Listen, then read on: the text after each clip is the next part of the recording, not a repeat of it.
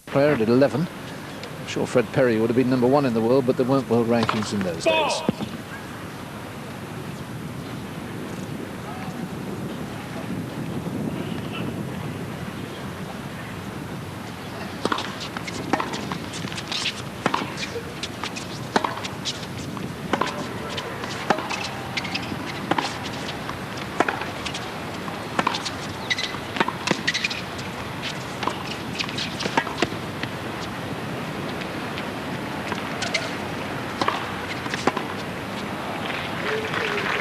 Just found the line. 15 love. Not a bad point to start with. Both men really middling the ball. Terrific. Both gauging the wind very well.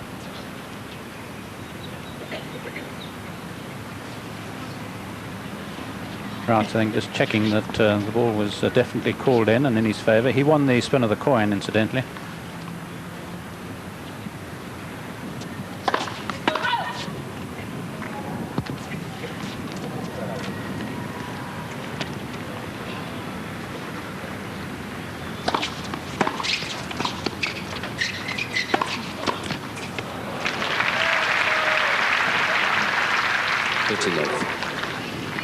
Guillaume Raoux' only tour win came in Australia. He won in Brisbane back in 1992. So both men with one career title to their name. His best result last year, semi-finalist in Rotterdam. He was one losing semi-finalist. Henman was the other.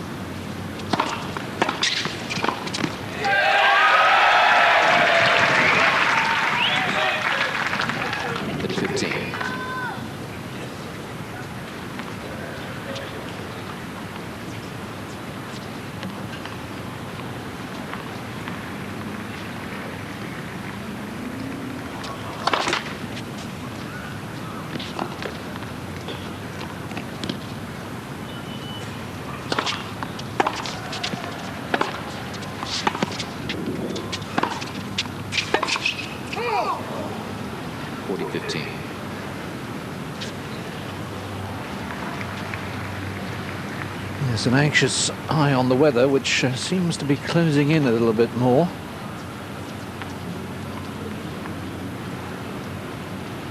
And a brief interruption earlier in the day for no more than about 5 minutes.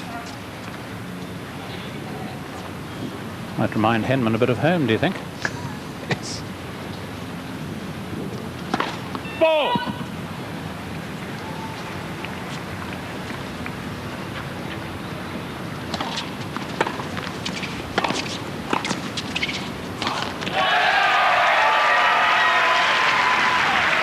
Well, a mishit volley into the wind, turning into a good stop volley. And it's obviously a day for smiling at the difficult windy conditions. Yes, well, that's one of the reasons why there are those who think that playing the net is you're far better off. Just take those short swings and the volleys, and it's very difficult for the would-be passer really to gauge not only the bounce. You could see Raoux confused by the bounce, the wind holding it up. A bit of litter blowing around as well, just to add to the problems.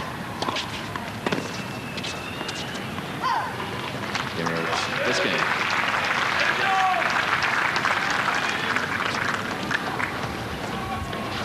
He's a very nice man, Guillaume Raoux. I've had the pleasure of his company on a few occasions. Excellent English, fortunately, a lot better than my French. And I remember he's had quite a few battles over the years with Jeremy Bates. And I remember them playing at Queen's a couple of times in the Stella Artois. Now, I can tell you that the winner of this match will play the second seed Michael Chang, because in the opening match on the centre court earlier today, Chang went through pretty comfortably against his fellow American Richie Renneberg. Had to work hard in the second set, but he won 6-3, 7-5, 6-1. Well, it's a good win for Chang in terms of the score, 3-0 against a fellow American. So quite a battle for whoever wins this. And there's obviously no doubt that Henman should win it. Raoux will attempt to play the net quite a bit. He's an aggressive player, likes to go for his shots. And how well does he do with serve volley? Well, in many attempts at Wimbledon, he's only ever won one round.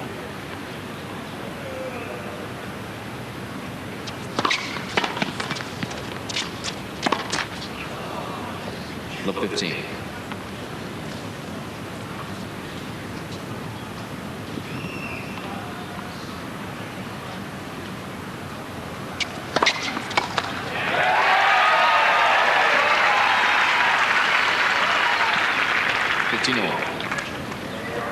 Well, it may have been 172, but it's a wind-assisted 172. It seemed a heck of a lot quicker than that.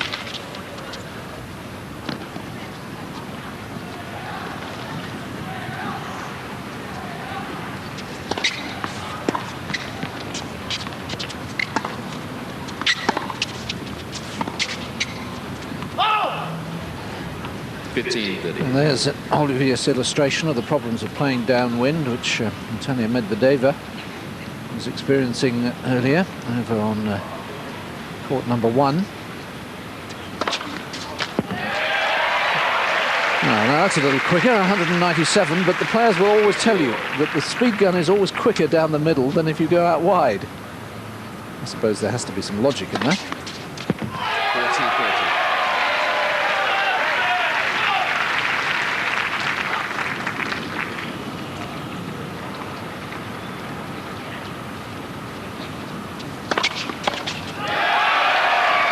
If he can get the big serve going. One game all. Life, particularly downwind, will be a lot more comfortable. Yes, Raoux doesn't seem all that happy against the quick bowlers, does he? So, do we borrow Alan Donald for the next hour? I think Henman will do rather nicely.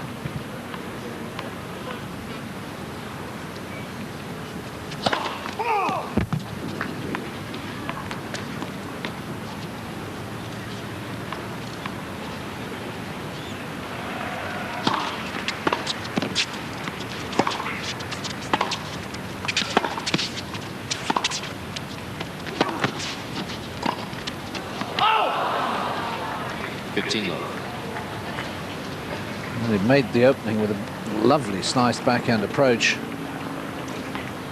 Rather lacking conviction on the volley.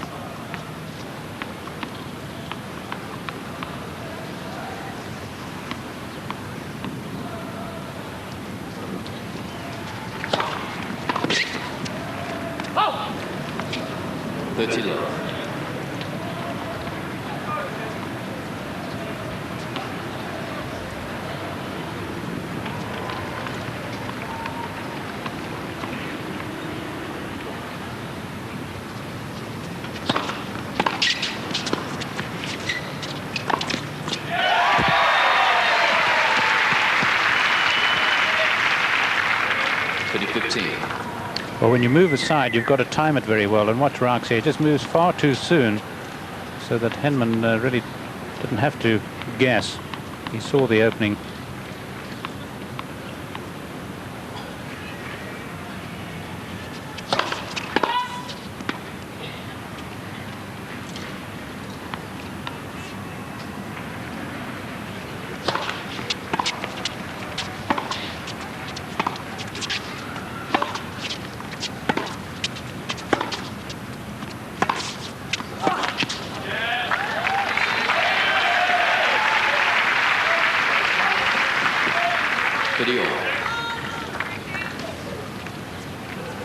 Could be quite a useful exercise with the wind behind Henman, just to get the chop backhand groove. Of course, he can rip the backhand as well.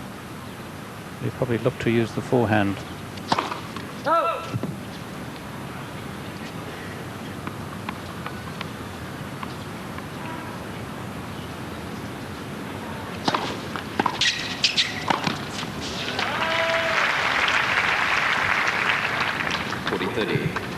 Second time here at the Australian Open for Tim Henman. Lost in the second round last year, having beaten Peter Korda, fine win in the first round, then lost to Jonas Bjorkman. Funny enough, the first time I ever saw Tim playing was in the juniors here, a long, long time ago. He was such a frail little kid then. You thought, oh, lovely hands, lovely shots, but he's going to be too small. Unfortunately, he shot up in height when he was about 16, 17. Still to fill out in girth.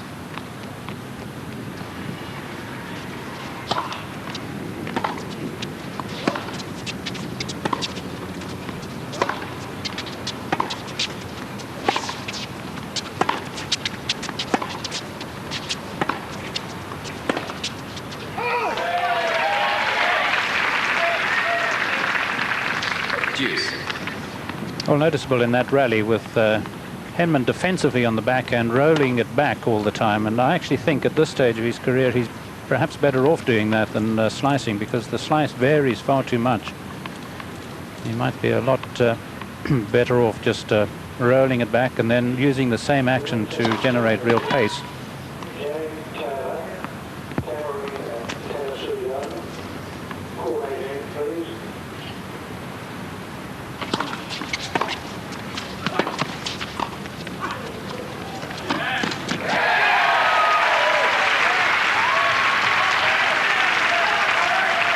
Again, a perfect approach shot, and it sets up the first break point. Yes, lovely little drop volley this. It gauged that Raoux was just far enough back off court. Didn't have to play it too gently or too close to the net.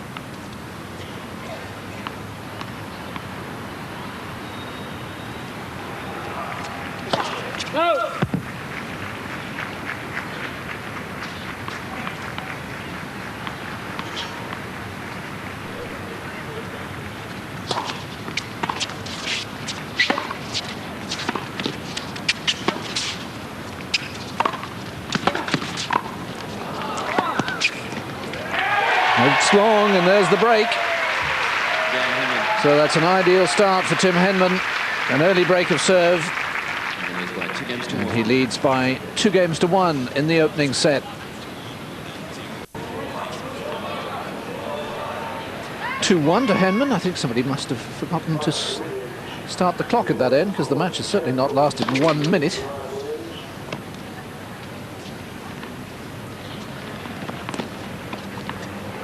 It's 13. I see the clock at the far end says.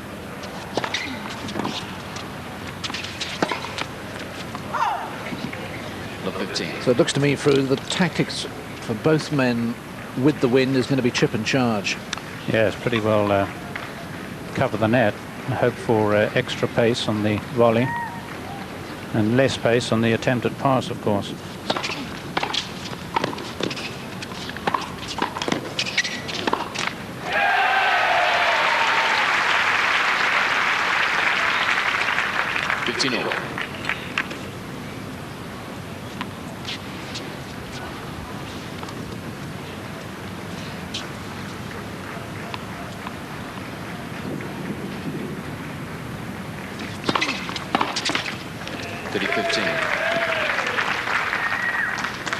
Nice looking shots, Raoux, but just not consistent enough generally.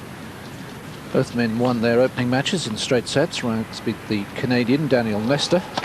And then, of course, Henman beat Andre Pavel, the Romanian lucky loser who replaced the injured Mark Philippoussis. Oh. 40-15.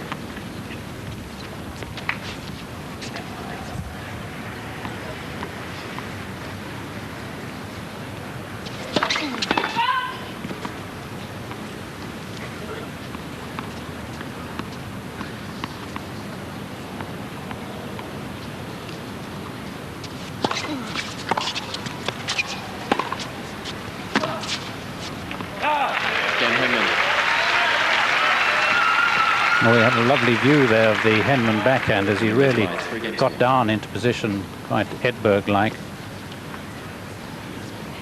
3-1.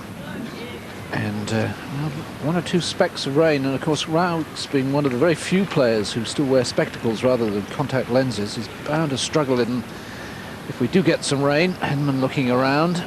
It's beginning to come down a little harder.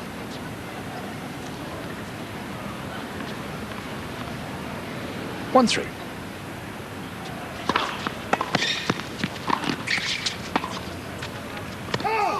Continue.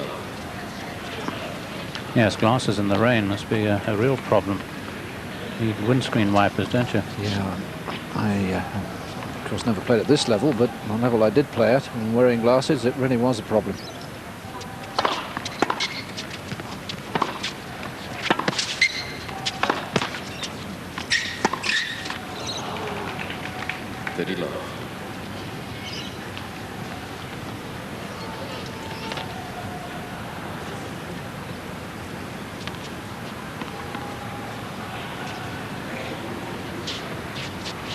Just feeling the court, a little bit of moisture on it, particularly the lines get a little slippery. Umpire is Mr. Kington of the local officials. Yes, I think both players are a little worried about it. Making the point, and here he comes. He's going to test the lines. Stop is the answer, I think. And I'm sure that Guillaume Raoux is perhaps the happier. Places winner.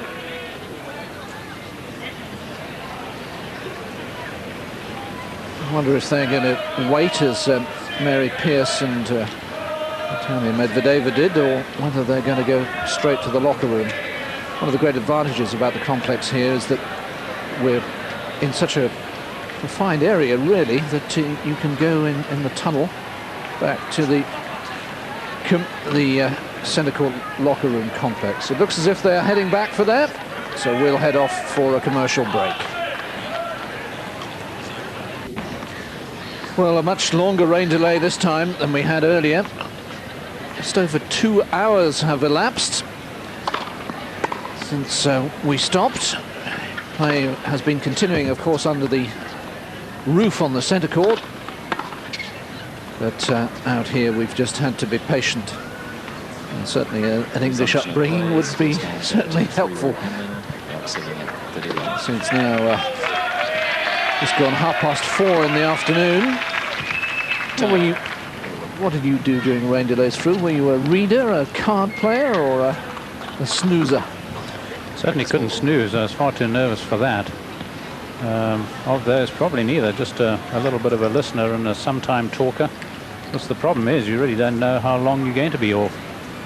It can sometimes be a help if they give you a time or an estimation, or not no sooner than, but that is seldom done. So you've got to be on standby. I imagine the odd banana would have slipped down. Let's remind you of the score. It's 3-1 to Henman in the first set and 30-love on the Raoux serve. And this is their second meeting. First meeting at tour level.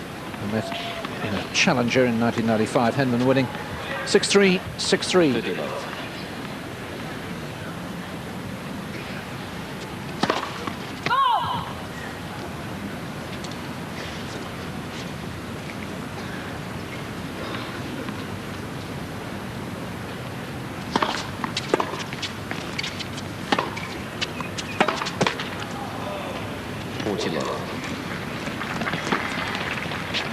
Always a little trickier, really, for the server to come back, although Raoux with his glasses may have been keen to go off at the same time.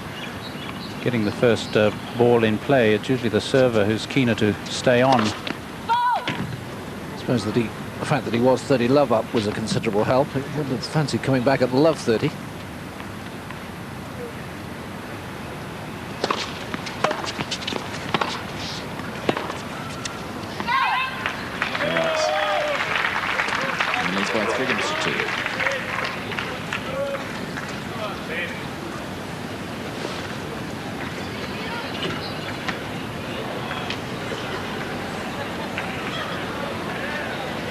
Well, I'll bring you one or two other results of matches completed before the rain. I've mentioned that Michael Chang beat Richie Renneberg.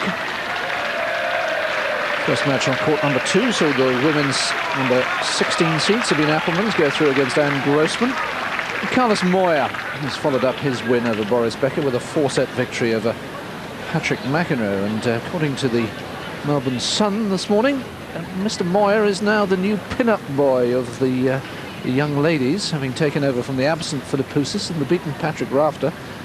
And he's also, according to the article, a pin-up boy of the local gay community. Oh, my goodness.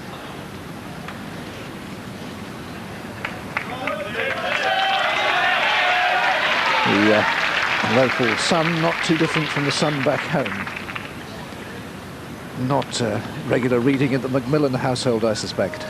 Certainly not.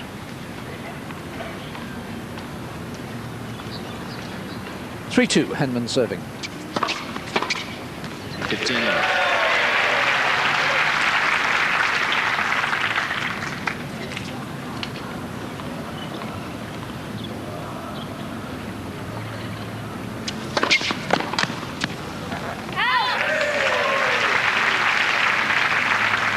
30 love.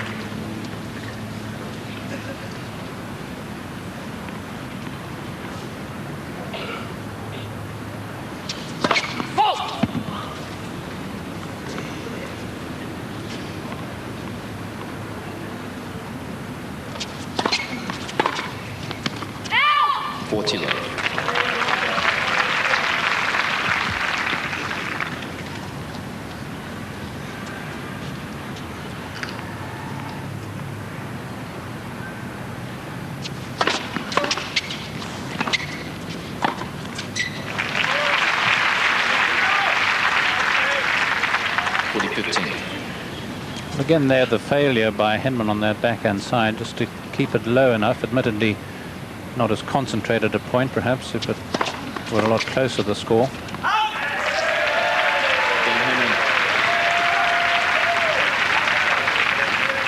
And leads by 4 games to 2. One of the great advantages of professional tennis today, of course, is that Henman serving quite as well in that game. They do get a full warm-up with a 2-hour rain delay. And there was a time when you virtually just had to go straight on and play. How on earth they did it, I don't know.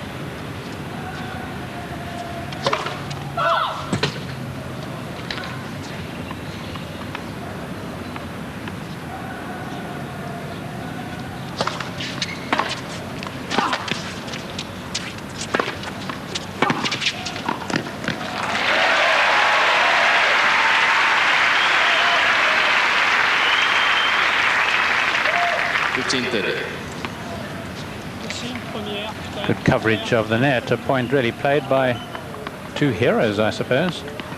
Henman for what he's now doing in British tennis, and Raoux, of course, the French having won the Davis Cup. They have a tough start to their defence, don't they, here in Australia next month.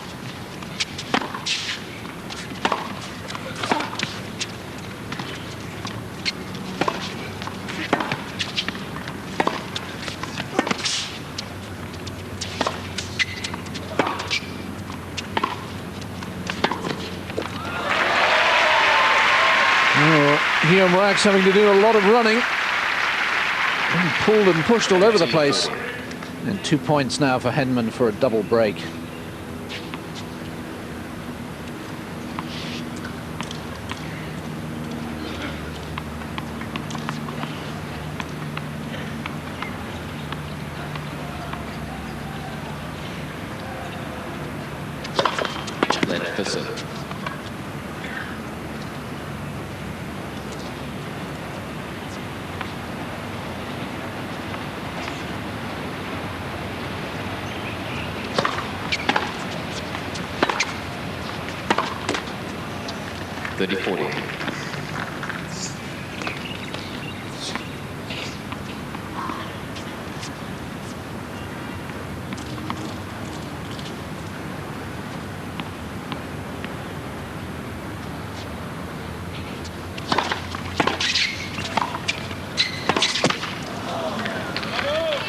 Certainly a chance there.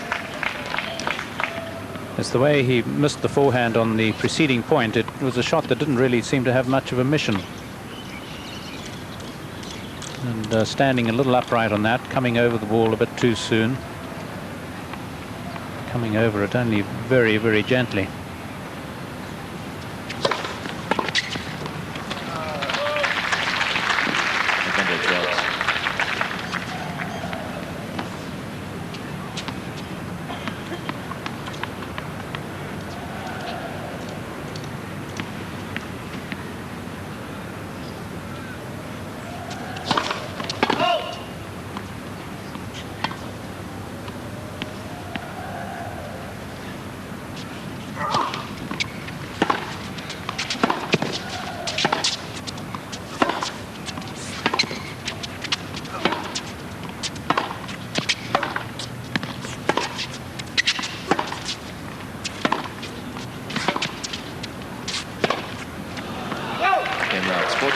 Bit of a let-off there for Guillaume Raoux. Henman leads by 4 games to 3. New balls. But Henman still has the break of serve. And before we hear from Frew, talking of pin-ups, I gather Tim has been voted number 3 in the poll of the sexiest men on the planet stakes by some British magazine. So who's the other one with you that precede him? Mel Gibson. Mel Gibson. I know he's number 1 with my daughter at the moment. She keeps suggesting that I fix her up with a date and so that she can keep me in the style to which I'd like to become accustomed with his money. But I haven't actually broached that subject just yet. Tim, I'll get round to it. Frew, you get back to the tennis. Yes, well, I think, as you say, Raoux was certainly led off the hook there, because Henman just lost his concentration at 15-40. Just a meaningless forehand, and really what he should have been telling himself, because he does respond well to pressure, was that that was a virtual set point. 2 breaks of serve, and the chances are it would have been. Now it's that much more of a battle.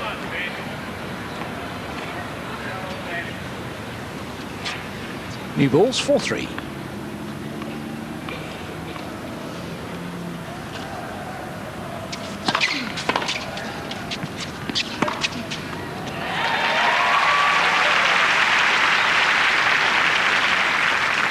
Love.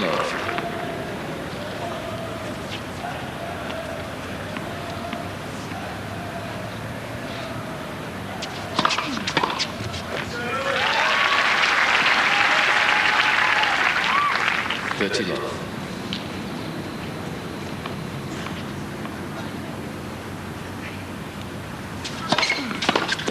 40 love. I'm not too convinced about the serve, but no bleep from our friend Cyclops.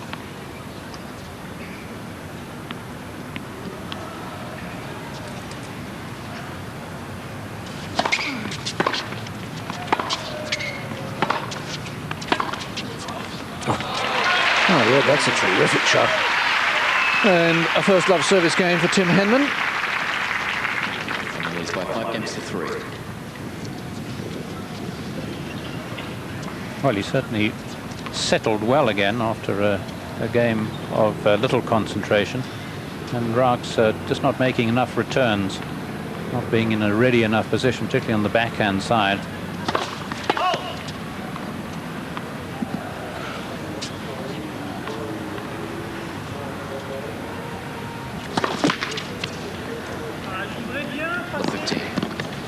First double fault of the match.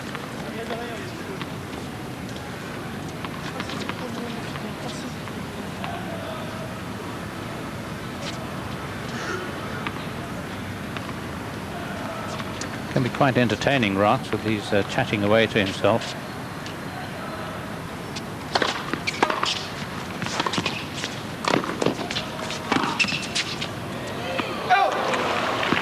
Just long. Love 30.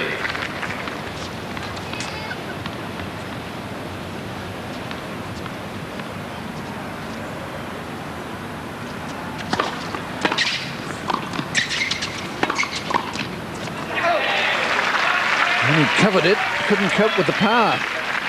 Should have made that volley. And 3 break points, which are 3 set points.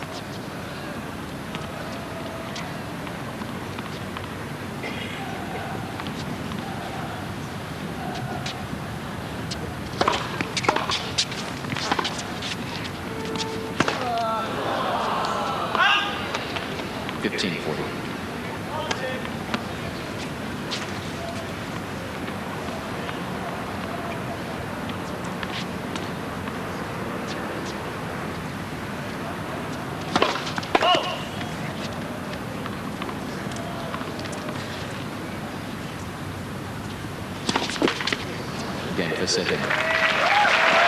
The set presented on the plate. 2 doubles in the game, 2 breaks to Henman, and he has the opening set by 6 games to 3. 6 games to 3.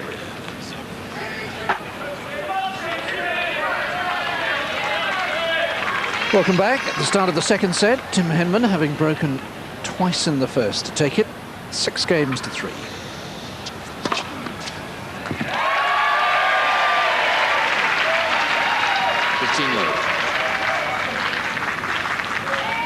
Raoux not convinced. That was Henman's third ace, trying to find the mark. Yes, I think one of those more out than in, but just enough of it getting the line. It does leave occasionally a mark.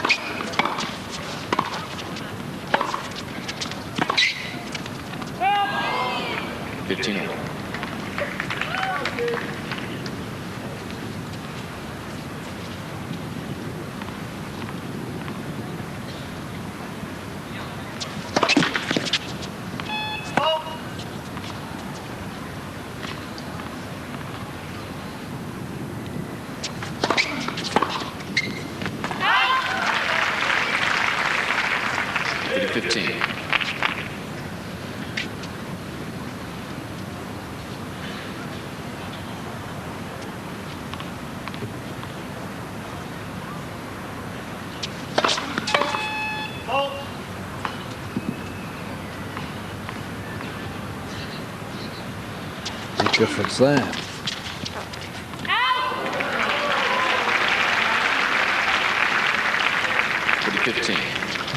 Henman's 74% of first serves in is very impressive, and Raoux, of course, awful down in the 30s.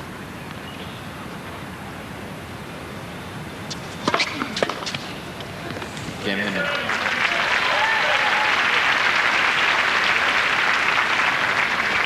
This game second set.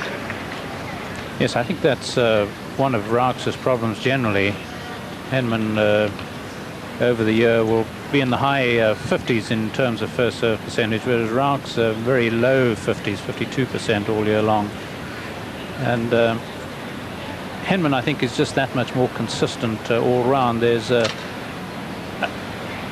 more easily identifiable pattern about the way Henman plays, whereas as far as I'm concerned, Raoux doesn't seem to have a pattern. It's the sort of game which is on one day and not the next, and on sometimes during a match and then off. And here too, it's very patchy. It's almost as if a little prayer goes up that the shot's going to go in. Not in a position very often to make the shots that he tries, whereas Henman, on the other hand, usually has got far better balance and, as far as I'm concerned, far more meaning behind most of his shots.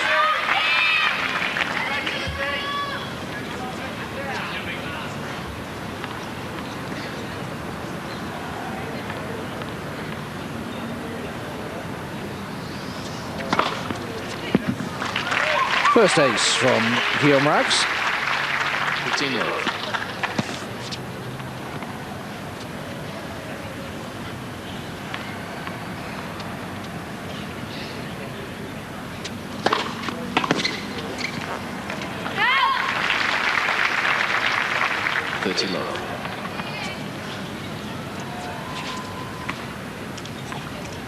Got a pretty good record here in the Australian Open. His 8th appearance, and he's bidding to reach the 3rd round for the 4th time in 5 years.